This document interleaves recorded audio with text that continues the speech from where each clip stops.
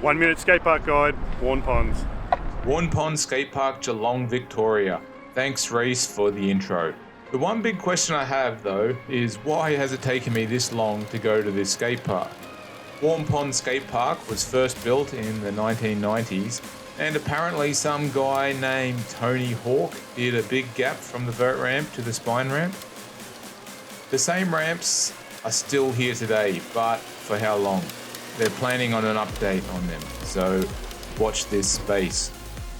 Let's start in the new section that was completed by Convict in 2023. There's a nice fun box with wedge transitions on both sides and a grind box on top. It's short but fun to throw into your line. It will lead you into the Quaterpipe. It's about a 4.5 foot quarter with good coping. It's a little bit narrow, but that's compensated with the banks on either side of the Quaterpipe that you can shoot off onto.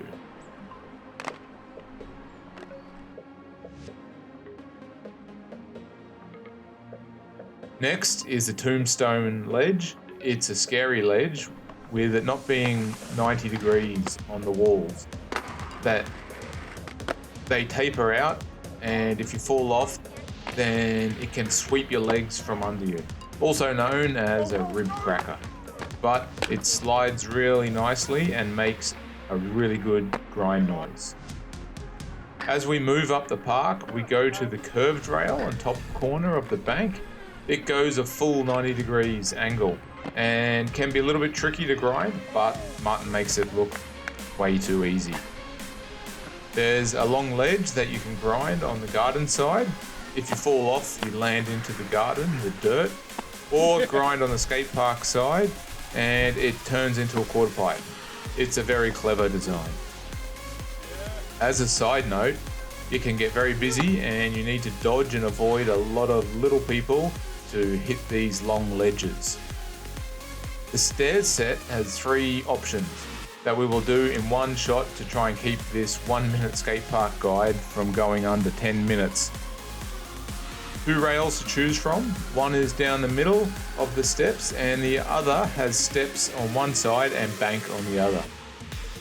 Then there's the corn chip ledge, that's what I like to call it, that has lots of potential for creativity. Or as always, you can always stair bash them if you want. There's a bollard next to the bank, so you can jump, spin, flip, bonk, tap, grind on it, or over. It's funny how something so simple can give you so many options. At the top of the park, yes, the park is on a slight hill, and this is the top section. It has all the cool old stuff that I'm so glad it still remains.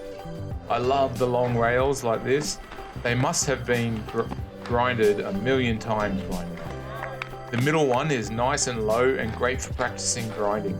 And see how far you can make it. Also, if you want to practice switch ups, this is perfect and great for learning. I feel that in the 90s, this was a dream style park and they built all the cool things that everyone wanted. Then there is a slightly higher rail with a mani pad built into it. This is also a great rail and was lots of fun. Sometimes the simple things in life are the most fun. But saying that, the next is a curve rail in an S shape. This is also much fun. I've skated these before, but this one has a smaller radius, which I really enjoyed. Curve rails and curved ledges are always a great addition to a skate park. Talking of curved things, up the very top is a quarter bowl or a curved Quaterpipe. It's about 2 foot high and just enough platform to stand on. As I mentioned, the skate park is uphill, so going from left to right requires lots of speed and wax.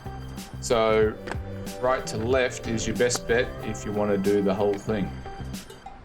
There's a perfect concrete ledge that's perfect height and length and slides like a dream. It's right at the top and is another good staple item for the skate park.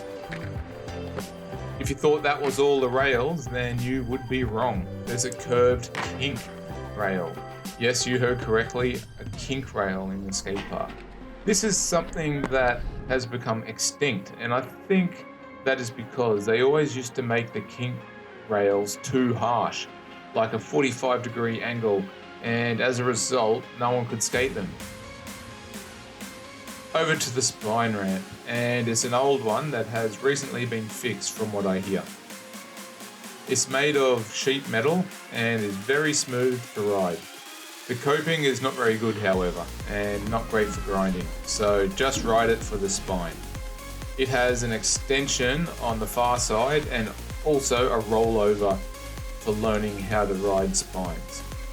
It's a great transition, however, and would be very disappointed if they were to remove this in the next update. Spines like this are also rare as hen's teeth.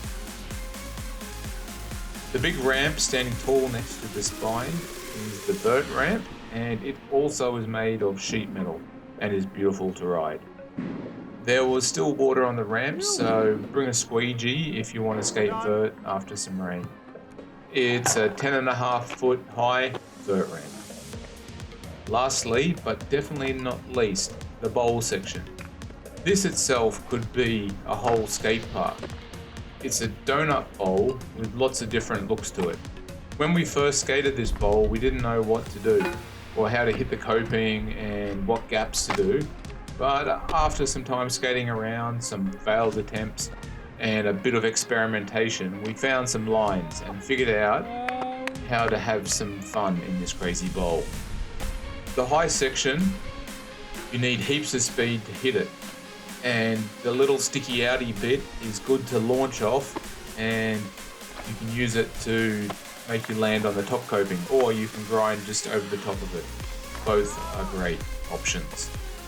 The rainbow rail was weird to grind, as the shape was like a squashed oval rail, but all in all, the bowl was lots of fun. The skate park was amazing and worth a drive from Melbourne, as it's just south of Geelong. We all gave this skate park the same rating of 5 VBs out of the 6-pack.